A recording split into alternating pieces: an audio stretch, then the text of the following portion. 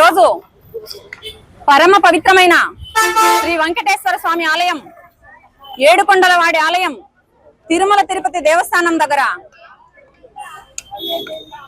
TTD chairman BR Naidu గారు తను చేస్తున్న వికృత చేష్టలు ప్రజలంతా ప్రసార మాధ్యమాల ద్వారా కోట్లాది మంది వెంకటేశ్వర స్వామి భక్తులు చూశారు. అందుకు గాను ప్రతి ఒక్కరి మనోభావాలు సోషల్ మీడియా ద్వారాను డైరెక్ట్ గాను తెలియజేసినా కూడా చంద్రబాబు నాయుడు గారు అతన్ని ఇంకా చైర్మన్ గా ఉంచుకున్నారు అంటే దానికి కారణం చంద్రబాబు నాయుడు గారు చెప్పాలి. కోట్లాది మంది ప్రజల మనోభావాలకు అనుగుణంగా ఈ రోజు బిఆర్ నాయుడు గారు స్వచ్ఛందంగా రాజీనామా చేయాలి. చేయకపోతే వైఎస్ఆర్ కాంగ్రెస్ పార్టీని మెడలు వంచి రాజీనామా చేస్తుందని చెప్పి బిఆర్ నాయుడు గారిని తెలియజేస్తున్నాం. ఎంతో మంది పరమ పవిత్రంగా కోట్ల మంది భావించే వెంకటేశ్వర స్వామి దగ్గర మీరు ఎంతో పవిత్రంగా ఉండాల్సింది పోయి 75 సంవత్సరాల వయసులో ఈనాడు మీరు చేస్తున్న వికృత చేష్టలు నోటితో చెప్పడానికి కూడా సిగ్గుగా ఉంది. అట్లాంటి మీరు చైర్మన్ గా కొనసాగడానికి అర్హులు కాదు అని ప్రతి ఒక్కరూ కోరుకుంటున్నారు. అంటే టీడీపీ పార్టీలో బిఆర్ నాయుడు తప్ప ఇంకొక పవిత్రుడు లేరు అని మీరు అనుకుంటున్నారా చంద్రబాబు నాయుడు గారు? సార్ మీరు చెప్పాలి. మీరు సంతకం చేసి చైర్మన్ గా పదవిలో కూర్చోబెట్టినారు కనుక ఈ రోజు మీరు అతనితో రిజైన్ చేయించే బాధ్యత కూడా మీదే, భక్తుల మనోభావాలు కాపాడే బాధ్యత కూడా మీదే.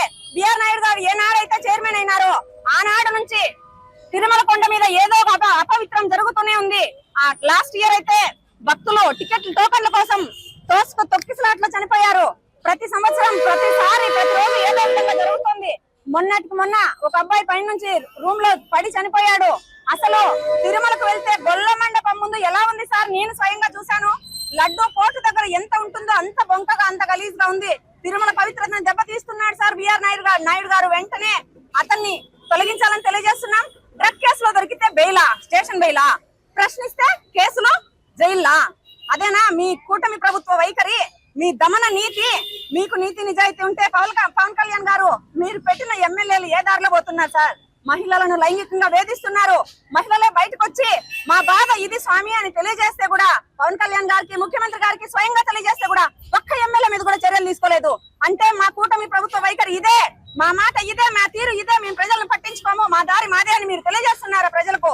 మీరు వెంటనే ఎవరెవరైతే ఇట్లాంటివన్నీ చేస్తున్నారో ఎంపీలు గాని ఎమ్మెల్యేలు గాని ప్రజాప్రతినిధులు వెంటనే తొలగించాలని డిమాండ్ చేస్తుంది వైఎస్ఆర్ కాంగ్రెస్ పార్టీ.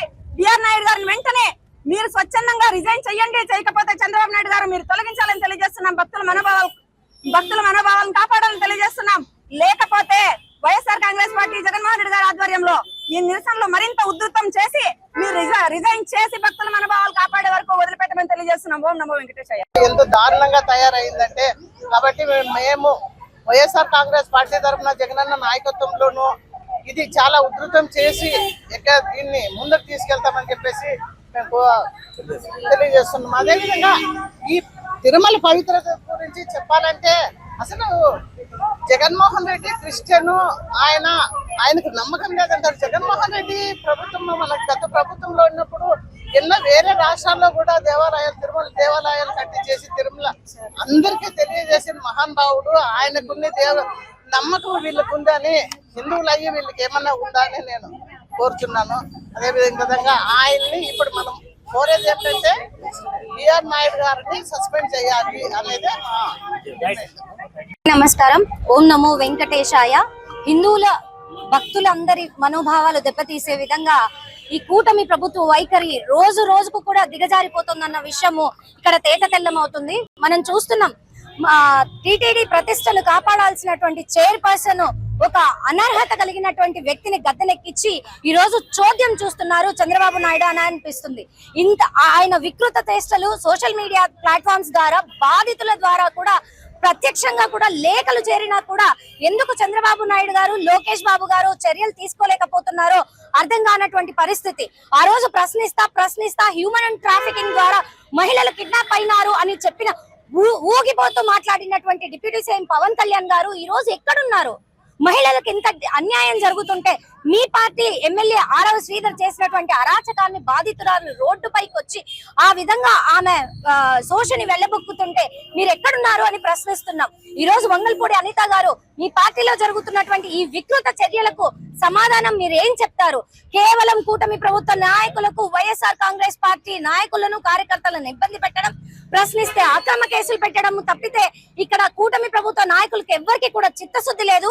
ఆంధ్ర రాష్ట్ర పురోగతిని మట్టిపాలు చేయడమే కాకుండా పూర్తిగా మహిళలందరికీ ఆత్మగౌరవాన్ని కూడా మంటగొల్పే విధంగా వీళ్ళ వైఖరి ఉండడం ఖచ్చితంగా వైఎస్ఆర్ కాంగ్రెస్ పార్టీ మహిళా విభాగం తరపున ఖండిస్తున్నాం. మా యొక్క ఉద్యమాలు ఉధృతం చేస్తాం.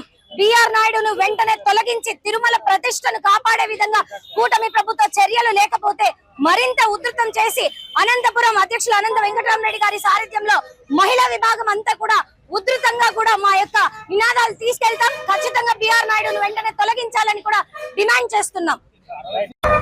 ఆంధ్రప్రదేశ్ రాష్ట్రంలో ఎలాంటి వికృతమైన చేష్టలు ఈ రాష్ట్ర పరిపాలన జరుగుతుందంటే ఈరోజు టీడీపీ చైర్మన్ గా ఈరోజు బిఆర్ నాయుడు గారు వారి అక్రమ వికృత చేష్టలు వీడియో ద్వారా బయట పడుతున్నా కూడా ఈరోజు టీడీపీ మనోభావాలు దెబ్బతీస్తూ, భక్తుల మనోభావాలు దెబ్బతీస్తూ ఈరోజు ఆ టీడీపీ చైర్మన్ పదవికే కళంకం తెస్తున్న ఈ బిఆర్ నాయుడు గారు ఎందుకు ఈ పదవిని అలంకించారు? సిగ్గుగా ఉంది. ఈ రోజు రాష్ట్రంలో పరిపాలన ఎలాంటి దారుణ పరిస్థితిలో ఉందంటే, డ్రగ్స్ కేసులో దొరికితే స్టేషన్ బయల్లో, మహిళలపై లైంగిక దాడులు జరిపితే పట్టించుకోని పరిస్థితి. ఈ రోజు సనాతన ధర్మం అంటూ ఈ రోజు పవన్ కళ్యాణ్ ముందుకొచ్చాడే, నీ ధర్మం ఎక్కడ వెళ్ళిందయ్యా? ఈ రోజు నీ పార్టీకే నీ ఒక పవర్ మాత్రమే స్థాపితమైందా? కాబట్టి ఈ రోజు ఇలాంటి వికృత చేష్టమైన వెంటనే మహిళలు, భక్తులు ప్రతి ఒక్కరు ఆయన